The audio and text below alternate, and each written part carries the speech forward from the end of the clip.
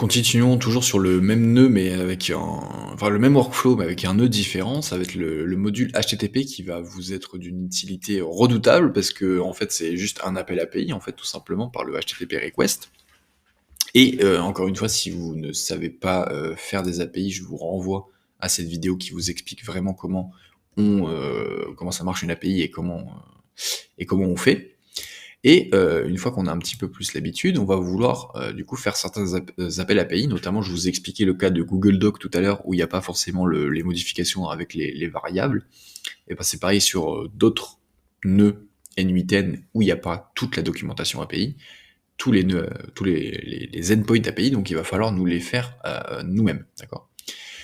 Un des trucs qui est cool avec N8N, qu'il n'y a pas forcément sur les autres outils, c'est ce truc qui s'appelle import curl. Okay, donc, import curl, tout simplement, en fait, ça va venir récupérer toute une configuration API. Donc là, vous voyez, quand on va lancer un nœud HTTP vide, bah, en fait, il faudra le remplir, tout simplement. Donc, si par exemple, on vient prendre la partie API d'OpenAI, pour exemple. Donc, dans la documentation API qui se trouve là-dedans, si je veux ici créer une complétion de chat, là vous voyez que vous avez tout le temps une exemple de requête. Et là, à droite, vous avez un truc qui s'appelle curl, et bizarrement, c'est exactement ce qu'on retrouve. Attendez, je vais fermer celui-là. C'est exactement ce qu'on retrouve ici. D'accord. Donc là, si on clique sur import curl, il va nous demander de coller quelque chose. Donc ici, on va venir copier l'info, si le site ne plante pas. Voilà. Donc là, c'est bien copié dans mon presse-papier. Je reviens ici, je le colle, je fais import, et comme par magie, mon appel API est déjà configuré.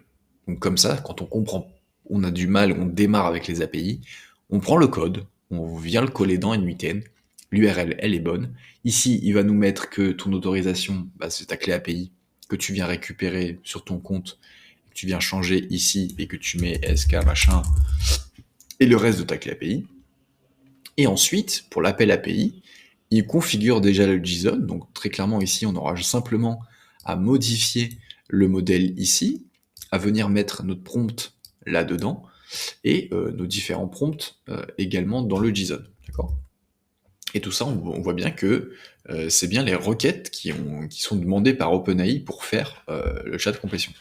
Si on veut par exemple refaire un autre appel API à un autre endpoint, bah, tout simplement, il y a juste à descendre.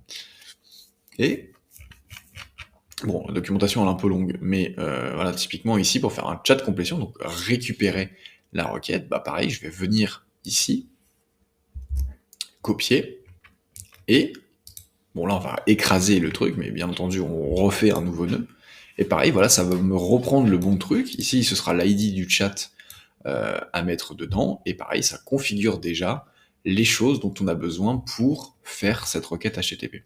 C'est quand même assez pratique, je vais pas vous cacher. Et l'autre chose aussi, c'est que généralement, potentiellement, que l'outil que vous avez utilisé, vous avez déjà les credentials dedans. Donc ça, c'est le truc que je vous ai montré l'autre fois. Ici, vous allez prendre dans Authentication, Predefined, Credential, et par exemple, si on prend Airtable,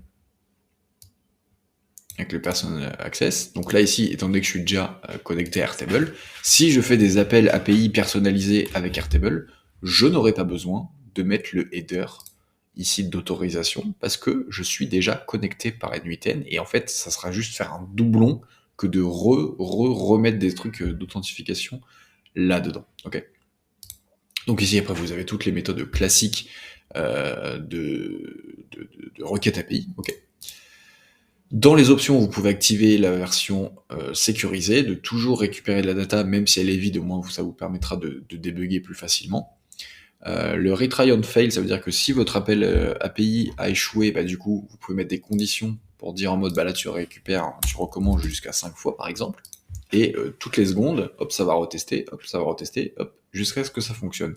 Et si jamais ça fonctionne pas, et si vous avez un truc on error, et pour le coup, ce que je vous dis là sur le nœud HTTP, c'est pareil sur tous les autres nœuds, hein. Vous avez toujours l'option setting, là si je prends par exemple le code, vous avez setting, et vous avez exactement les mêmes options, d'accord. C'est juste que là j'en profite. Donc ici dans Settings, là par exemple, si on va erreur, on va pouvoir faire aussi un flow spécialement sur l'erreur. Ok, donc ça va permettre de traiter l'erreur. Et mettons que bah, là, si ça fonctionne pas, bah, soit on reteste en plus du setting, soit on essaye de passer par un nœud différent ou essayer de refaire une autre configuration pour que ça passe. D'accord. Et donc ça, c'est le truc classique à savoir sur la requête HTTP sur NVMe. Il n'y a pas forcément besoin de plus que ça, même si après vous avez des options, voilà, si vous avez besoin, vous avez tout. Pour le coup, j'ai jamais fait autant de requêtes d'API aussi facilement qu'avec NVMe, même si Make c'est exactement la même chose, hein, très clairement. C'est juste que bah, là c'est plus simple, déjà quand il y a déjà le code préparé par les développeurs et que nous on vient, on copie, on colle, et ensuite on a juste à affiner nos variables, bah franchement c'est quand même un gain de temps non négligeable. Donc voilà, je vous conseille vraiment de bosser les API parce que ça sera quand même de grands secours sur NVMe parce que il n'y a pas quand même y a énormément de nœuds déjà préfaits, mais voilà, il se peut typiquement dans le cas de Google Doc toujours le même, qui manque certains trucs. Donc après, si jamais c'est trop compliqué, rien ne vous empêche de faire sur Make, d'appeler un webhook pour aller déclencher le scénario sur Make parce que l'appel API vous le faites plus facilement sur Make, ce n'est pas grave, ok. Et ensuite, vous récupérez la data et vous faites, ça vous complexifie un peu le flow, mais en tout cas, c'est possible. Donc voilà pour le nœud HTTP.